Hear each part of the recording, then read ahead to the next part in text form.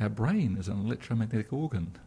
Our central nervous system, every cell communicates with its neighbours to see how they are using electromagnetic signals. And so it's an internal thing. And there's a concept in physics and in telecommunications called interference, resonant absorption, an aerial effect. We have all of that in our bodies. And so I was surprised to find that there's so sensible biological, biophysical understanding within our bodies that says these signals interfere with us through resonant absorption by our brains, through damaging our chromosomes in our cells. And so I came up with these simple ideas. Okay, if we have a conductor in us, like water, can we be an aerial? If we're an aerial, what is the organ that goes through our body? Our circulation system, our blood, which is full of water. So what's the main cancer that's caused? Leukemia, which occurs in the blood and the bone marrow going through our bodies.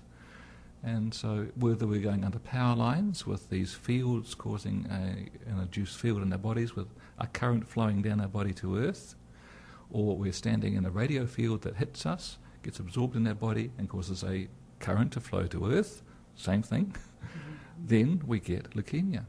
In our sensitive brains, we get brain cancer.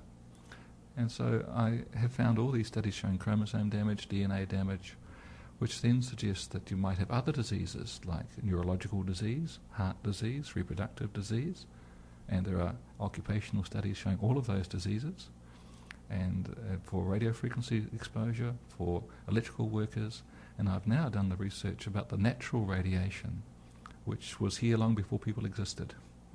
And I find exactly the same health effects. Really? So, I would like you to talk about that, the health effects from what? I mean, when you say natural, and I know that you've been doing research about the effects of the sun and all kind. Well, you explain it because I don't know that much, but it's very interesting and important. Yes, well, it's a phenomenon which was first thought about by Professor Schumann in Germany in the post-war period, and so they are termed the Schumann resonances. And they are produced by thunderstorms, and most of the thunderstorms in the world are near the equator, that are the lightning's going bang, bang, bang, bang, bang, and it radiates energy out. It's strapped between the ionosphere and the Earth and goes around the Earth at the speed of light. And if you work that out, it goes around 8 times a second, 8 cycles per second. And then there are harmonics at about 14 and 21 and 22 and 26 cycles per second. And I noticed the similarity between the human EEG in our brains, the brain waves, and these frequencies.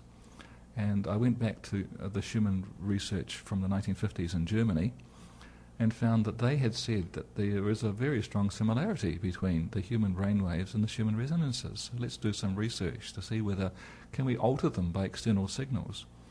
And they found that the nighttime dominated signals are less than 5 cycles per second.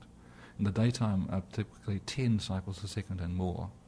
And they exposed students to 3 cycles per second signals and slowed them down, and 10 cycles per second and sped them up. You mean so their behavior, their thinking, everything in all their bodily functions speed up or slow down? Their brain waves speed up, and their calculation ability gets faster and slower. Their reaction time changes.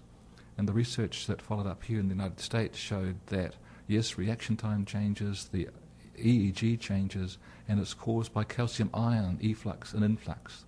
And calcium ions control the neurotransmitters in the brain, form the EEG patterns, are well organized if you're thinking well, and they're well organized at these frequencies. And if you expose the brain to these frequencies, you alter the calcium ions, and therefore alter the brain patterns.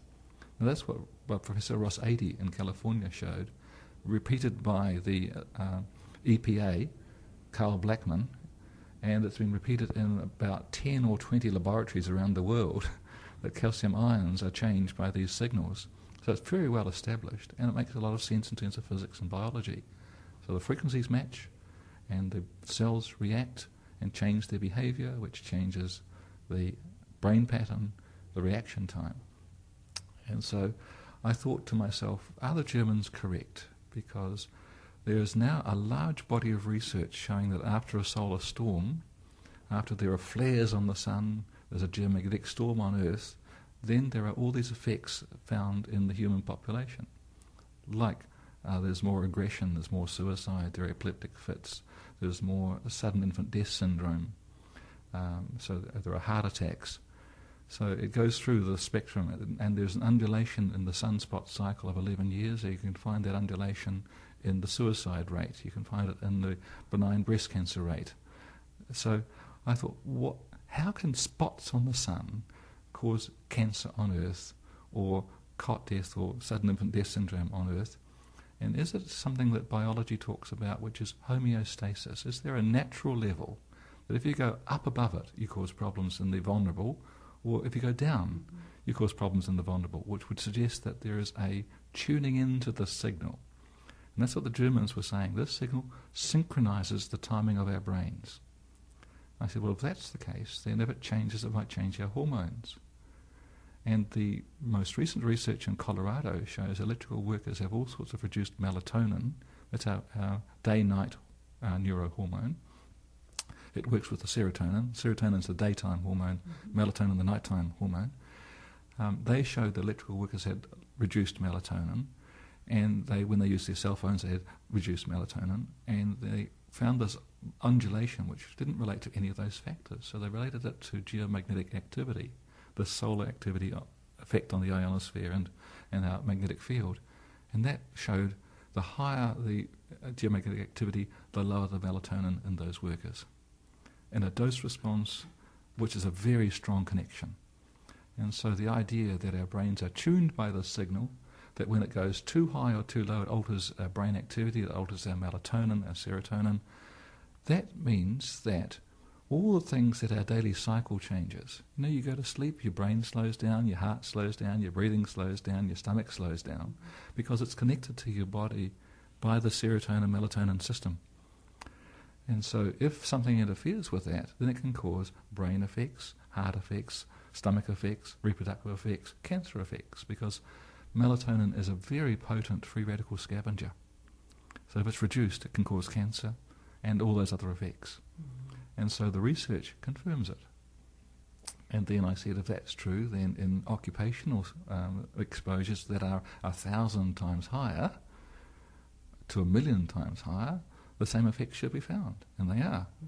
And from RF, radio frequency radiation, microwave radiation, the effects should be found, and they are much higher, which is sensible because they impact your body much more strongly. Wow, well, this is really a lot to take in, Dr. Neil Cherry.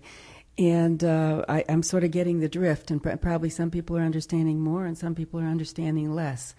So, but I'm getting that there's a huge amount of evidence and controversial amount of evidence to show that there are connections between our environment and our brains and our thinking and sleeping and behavior.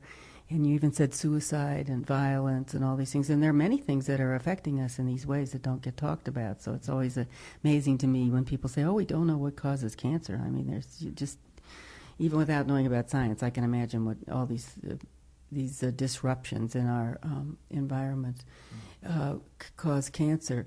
So how, if you would say more about what, how this is affecting our lives, and I mean, we're speaking on the radio here. People are hearing us on the radio. Should we turn off the radio and not talk on the radio anymore?